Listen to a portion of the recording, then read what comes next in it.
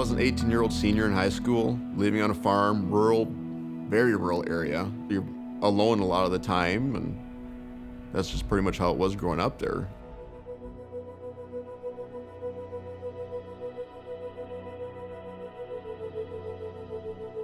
And my parents had left for Bismarck to see my cousin who's in the hospital. And my brother and sister had already moved off the farm, so I was home by myself with just me and my dog.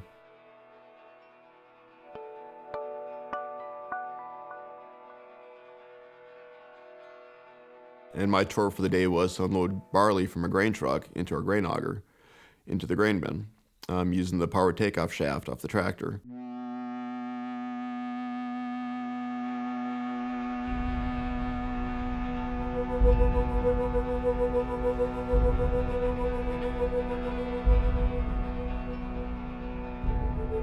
I was just standing there watching the grain come out of the truck into the hopper and into the grain bin.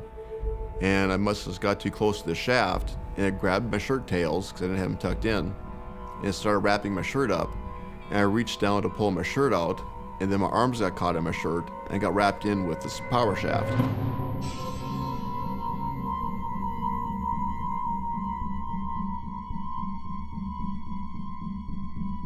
The next thing I know, everything's just dark, and I'm just feeling fun. I open my eyes, and my dog is licking my face.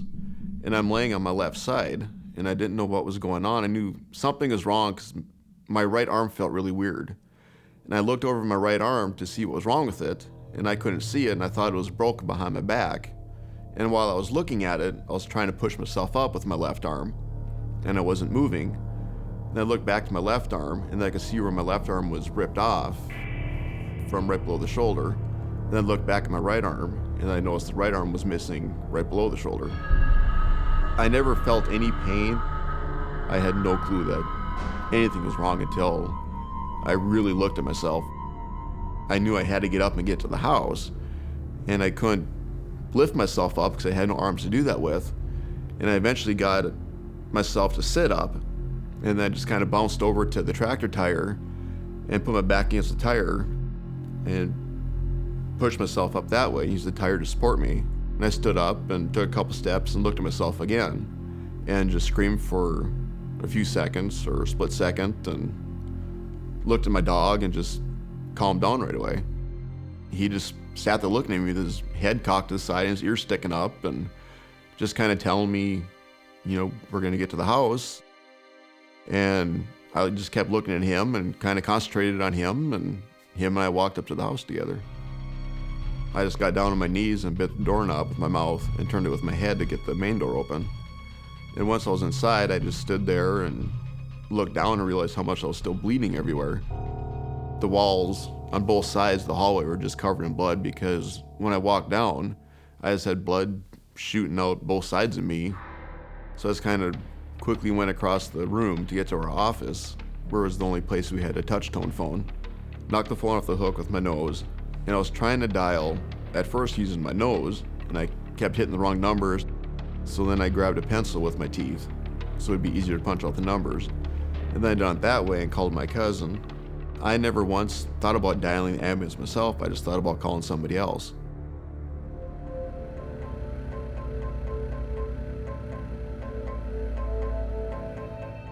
I was sitting in the office, and I saw the blood that was collecting around on the chair and stuff.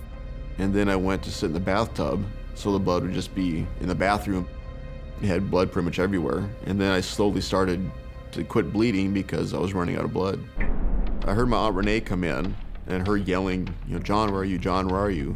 I said, "I'm in the bathroom. Do not come in here. Stay out. You can't see me. Don't come in here." And she just came running into the bathroom. But luckily the shower curtain was closed in the bathtub, so she couldn't see me. And she asked me numerous times if she could look in, and I just said, "No, you cannot see me this way. I won't let you." And I could hear Tammy outside yelling, "What's going on?" And my Aunt Renee telling her to stay out of the bathroom and wait for the ambulance.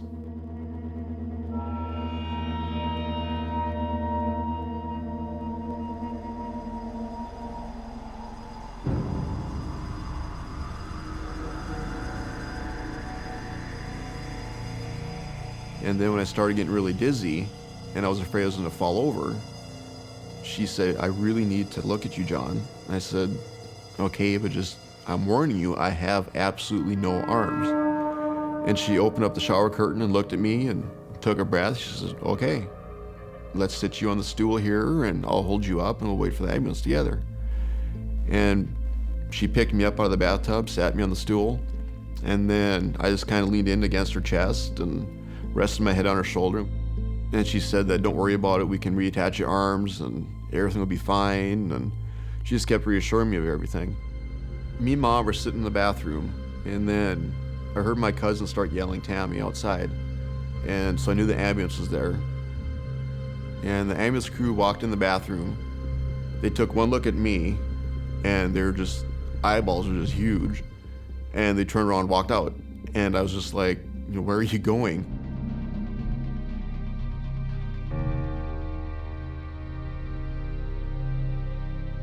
The one arm was laying right underneath the PTO shaft where I was knocked unconscious at, where it happened. And the other arm he couldn't find. And then he started walking back towards the house. My dog was barking at him. And he turned around, and my dog Tuffy was standing over my other arm. And Rick was kind of nervous of my dog biting him, because he said when he was walking up there that my dog was right on his heels the whole time.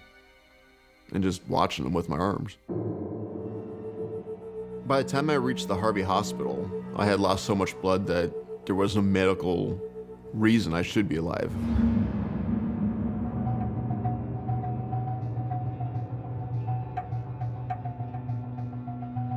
Started trying to get an IV started in my foot, but I completely bled out and all my veins had collapsed. And the pain from that was just unreal, because up until then I never felt any pain at all.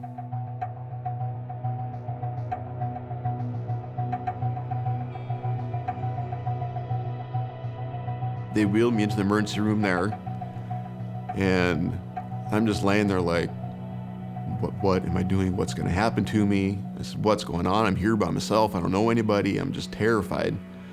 And my doctor walked in. He said, John, I'm Dr. Van Beek, and I'm here to help you out and see what we can do for you. He's like, I've been sent the x-rays. We know what's gonna happen. You have two options. We can put your arms on, or we can leave them off. And I said, I'm already here. Let's put them on. He explained to me that if I had my arms reattached, there's a chance of me getting an infection and dying from it. And it's gonna be a major shock to my system, and the survival rate isn't as good if I just leave them off. And then again, I said, I'm here, put them on. And he's like, okay, we'll get you prepped and get you into surgery right away.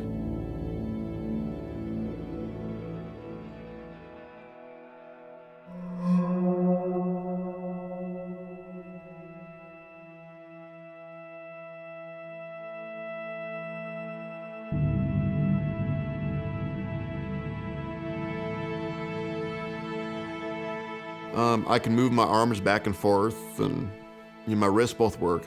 I can grab stuff with my thumb for writing, or if I grab a pencil, I type with my thumb. My doctor, Van Beek, is really amazed with what I can do. And obviously I owe it all to him, and a lot to my own stubbornness.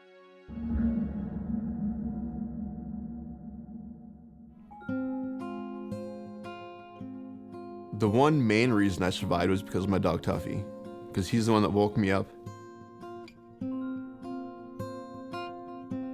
You guys remember when I stood up and looked in his eyes? And he just said, we're gonna do this. And this dog was never allowed in the house.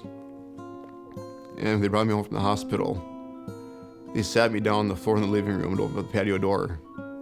And that dog ran in the living room right away and sat right in my lap and just laid there with me. And he's pretty much the reason I survived.